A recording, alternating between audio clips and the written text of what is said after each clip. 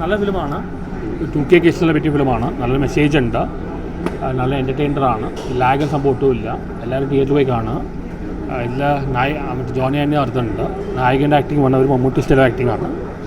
പിന്നെ നല്ല ഫിലിമാണ്, എല്ലാവരും തിയേറ്ററിൽ പോയി കാണും. നല്ല മെസ്സേജ് ഉണ്ട്. സാധാരണ മലയാളം സിനിമയിൽ അങ്ങനെ മെസ്സേജ് ഉണ്ടാവാറില്ല. നല്ല മെസ്സേജും ഉണ്ട്, ഒപ്പം യാതൊരു ലാഗും ഇല്ല. നായകൻ തന്നെ ചെയ്തിട്ടുണ്ട്. ഒരു മമ്മൂട്ടി സ്റ്റൈൽ ആക്ടിങ് ആണ്. എടുത്തു പറയാനും ഫ്രോംസ് ജോണി തന്നെയാണ്. ജോണി തന്നെ അർത്ഥമുണ്ട്. എല്ലാവരും തിയേറ്ററിൽ പോയി പടം കാണും. എനിക്ക് ഇഷ്ടപ്പെട്ടു.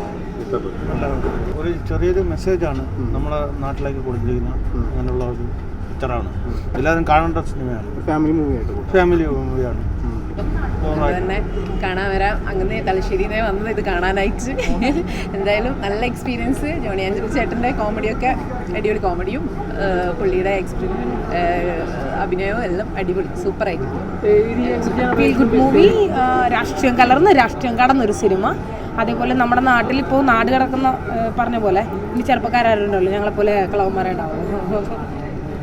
പോരെ, ഇതിൽ കൂടുതലൊന്നും പറയാമല്ലോ. നല്ല മൂവി, ഫാമിലി കണ്ടിരിക്കേണ്ട ഒരു മൂവി. ഒരു അച്ഛൻ മകൻ ബന്ധം കൽബിലും ഉണ്ടായിരുന്നു അങ്ങനത്തെ ഒരു സിദ്ദിഖ് സാറിനായിട്ടൊരു കോമ്പോ. എന്താ പറയുക, സിനിമയിൽ മാത്രം കാണാൻ കിട്ടുന്ന ഒരു നല്ലൊരു അച്ഛൻ മകൻ കോമ്പോ.